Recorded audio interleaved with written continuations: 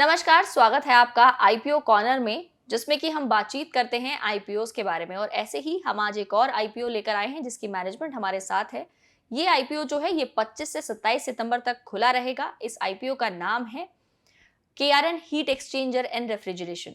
इस आईपीओ की क्या डिटेल्स हैं, इसके प्राइस बैंड के बारे में बातचीत करेंगे, कंपनी की क्या प्लान्स है, कंपनी फ्यूचर में क्या करने का सोच रही है और ये आईपीओ का साइज कैसा रहेगा, कंपनी की क्या एक्सपेक्टेशंस हैं, ये मार्केट कितनी बड़ी है, इन सब पर बातचीत करेंगे। इसके लिए हमारे पास दो खास मेहमान हैं जो हमारे साथ मौजूद हैं। हमारे साथ हैं Santosh Kumar Yadav, CMD KRN heat exchanger and refrigeration, और दूसरे हैं mister Ashok Holani, director Holani consultant से। सर, आप दोनों का बहुत बहुत स्वागत है। Thank you ma'am. जी। संतोष सर, शुरुआत आपसे करते हैं। सबसे पहले आईपीओ की ही बात कर लेते हैं कि अब आपने मार्केट में इस समय लिस्ट होने के बारे में कैसे सोचा? नहीं मैम, ये टाइमिंग तो हमने डिसाइड नहीं की, ये तो डेस्टिनी ने डिसाइड की है। मतलब हमने जब प्रोसेस चालू किया था तो जो डॉक्यूमेंटेशन होते होते हमारा जैसे आरएचपी का अप्रूवल जो भी आया और जो डेट है बाय डिफॉल्ट थी, तो आई कैन से कि फर्स्ट नवरात्रि को हम लिस्टिंग होने जा रहे हैं। तो हम्म। ये मतलब बाय डेस्टिनी हुआ है।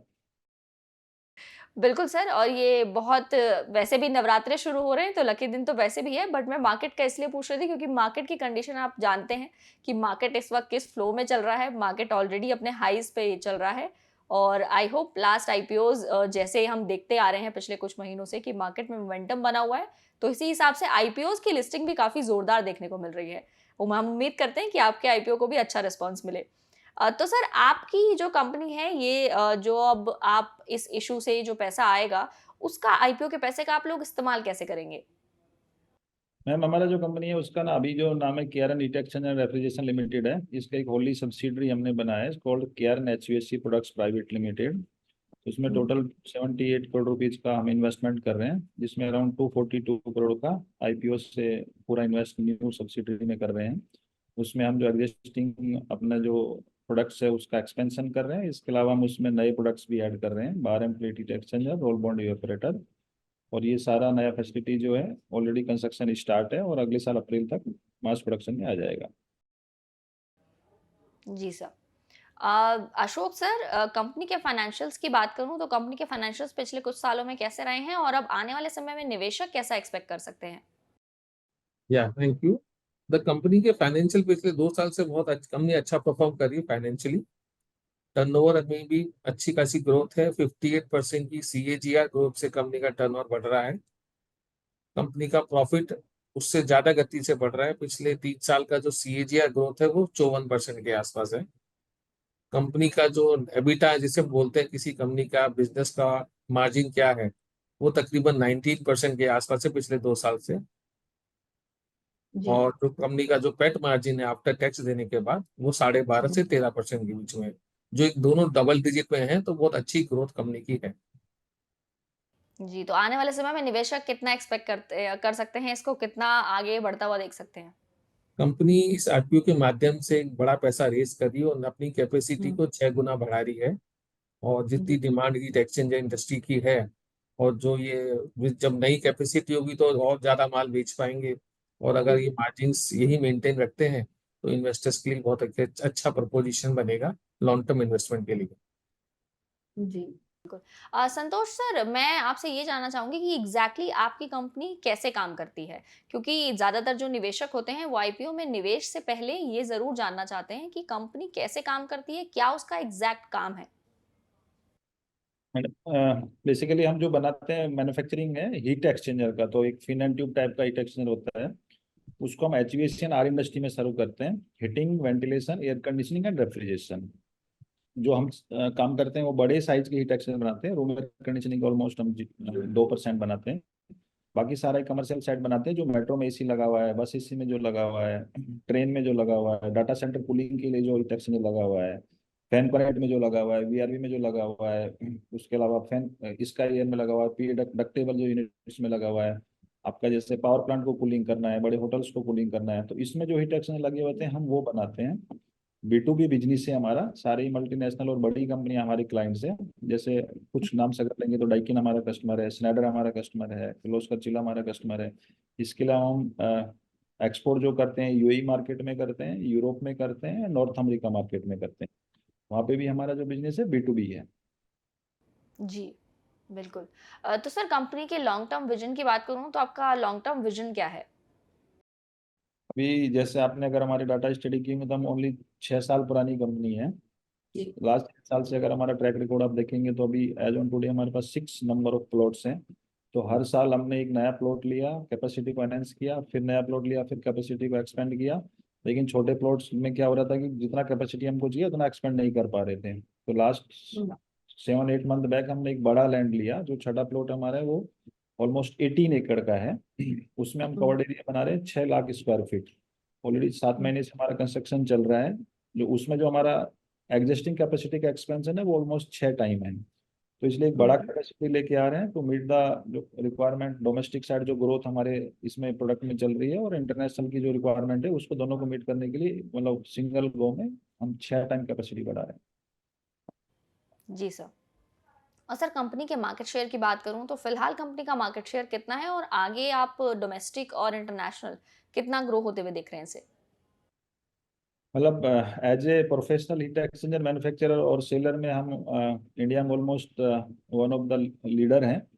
कुछ हमारे जो पीर हैं वो एक्सपोर्ट साइड अच्छा कर रहे हैं, एक्सपोर्ट साइड हमारा जो ग्रोथ है वो कंटिन्यू ग्रो हो रहा है, लेकिन हमसे कुछ अच्छा भी है। लेकिन हमारा जो ये प्रोडक्ट है ये हीट एक्सचेंजर जो रूम एसी में लगता है उसको भी हम हीट एक्सचेंजर बोलते हैं, और कमर्शियल साइड उसको भी हीट एक्सचेंजर है। तो कुछ ओईएम्स इन हाउस बनाते हैं, कुछ है, तो इसलिए मार्केट शेयर तो परसेंटेज वाइज अपन डिवाइड नहीं कर सकते, लेकिन एज ए प्रोफेशनल बड़े हीट एक्सचेंजर बनाने में हम वन ऑफ द बिगेस्ट है इंडिया के। जी सर। और सर अगर मैं इस इंडस्ट्री में आने की बात करूं, जैसे कि आपकी कंपनी ज़्यादा पुरानी नहीं है, तो आपने इस इंडस्ट्री को क्यों चुना अपनी बिजनेस के लिए? बेसिकली जो हीट एक्सचेंजर है ये पूरा कस्टमाइज है, टेक्निकल है, पूरा इंजीनियरिंग है और मैन्युफैक्चरिंग है। तो मेरा जो बैकग्राउंड है, मैं मैकेनिकल इंजीनियर हूँ। मैंने अपना जो कैरियर स्टार्ट किया था 20 ईयर बैक वो लॉर्ड इलेक्ट्रिक इंजीनियरिंग अनलिमिटेड से किया था। वो कंपनी जो थी इसकी मदर कंपनी थी, they started this product almost 70 year back. तो इंडिया की जो फर्स्ट कंपनी इस प्रोडक्ट को बनाया था वो लॉर्ड थी। तो मैंने ऑलमोस्ट 14 ईयर वर्क किया, और के मिडिल इन बिटवीन उन्होंने एक कंपनी एक्वायर की थी यूरोप में, चेक रिपब्लिक में। तो वहाँ पे इंटरनेशनल मार्केट को मेरे को सीखने का मौका मिला अराउंड 1.5 ईयर। तो मेरे को यही प्रोडक्ट बनाना आता था। मैंने एज ए ट्रेनिंग वहाँ पे ज्वाइन किया था, और लास्ट मेरा पोजीशन ऑपरेशन हेड था उस प्लांट का। तो सारे प्रोसेस को मैंने सीखा, ऑलमोस्ट 20 साल मैंने लगाया। तो ऑफकोर्स जो आता है वही करना चाहिए। बिल्कुल सर। बिल्कुल। और बिल्कुल आप इसमें सक्सेस भी हुए, आपने इतनी अच्छी कंपनी डेवलप की, उसे इतना मुकाम पर पहुँचाया कि अब मार्केट में लिस्ट होने की तैयारी कर रहे हैं आप। और सर जो इस मार्केट में यानी कि जो आपकी इंडस्ट्री में इमर्जिंग ट्रेंड्स हैं, वो आप कौन-कौन से देख रहे हैं कि कौन से ट्रेंड्स आने वाले समय में इस इंडस्ट्री को इन्फ्लुएंस कर सकते हैं और आपकी कंपनी उसके लिए कितनी तैयार है? मतलब कुछ सेगमेंट्स का अगर हम बताएं तो कमर्शियल साइड बहुत जबरदस्त ग्रोथ है। जैसे बस एयर कंडीशनिंग की बात करते हैं तो अभी रिसेंट में हमने सुना है कि 60,000 का गवर्नमेंट इलेक्ट्रिक बस का एक टेंडर लेके आ रही है।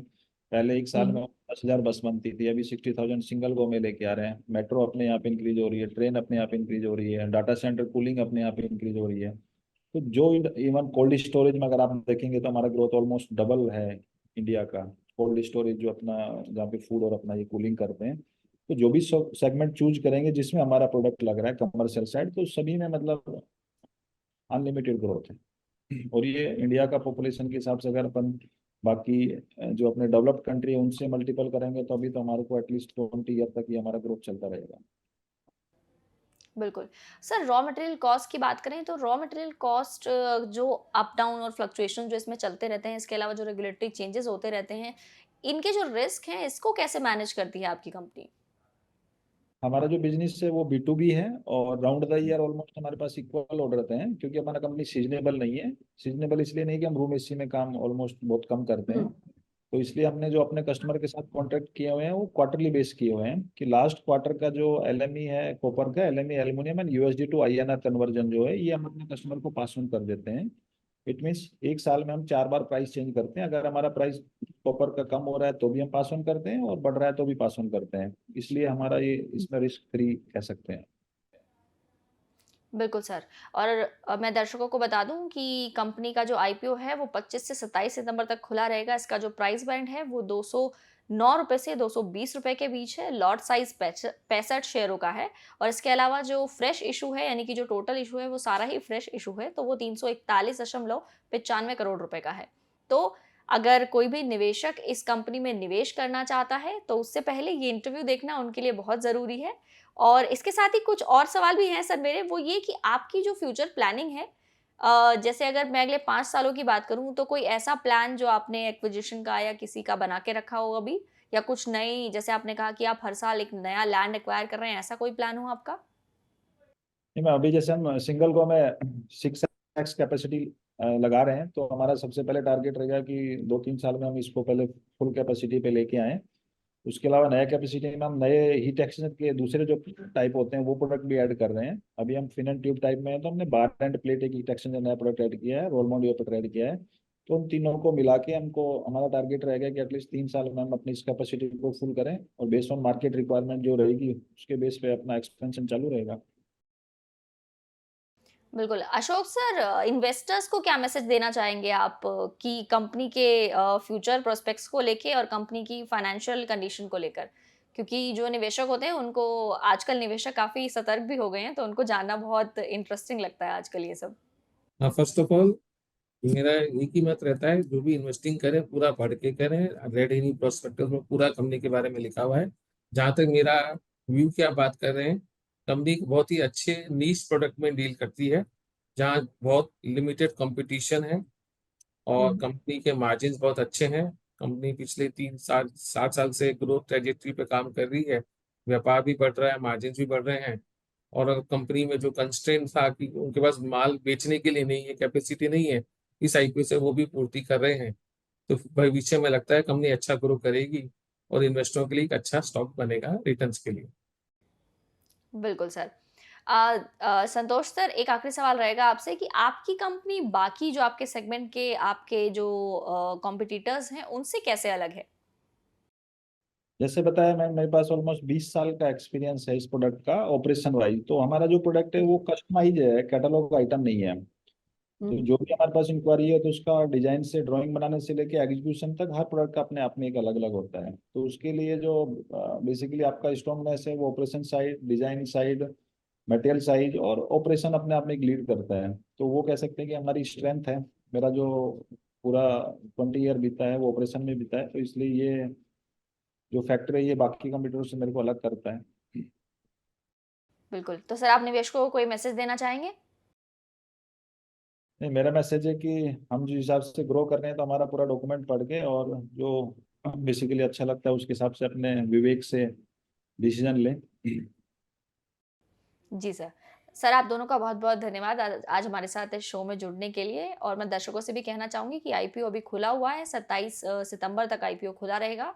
तो अगर कोई निवेश करना चाहे, तो वो 27 सितंबर तक निवेश कर सकता है। बाकी डिटेल्स जिसको भी इस आईपीओ के बारे में जानकारी चाहिए, हमने मैनेजमेंट से एक अच्छा खासा डीप डिस्कशन किया है कंपनी के बारे में, वो इस इंटरव्यू को देख सकता है। अगर आपके कोई सवाल हैं, तो आप वो भी पूछ सकते हैं, ताकि हम वो सवाल मैनेजमेंट से पूछ सकें और मैनेजमेंट तक आपके सवालों को पहुंचा सकें। तब तक के लिए आप देखते रहें जागरण बिजनेस।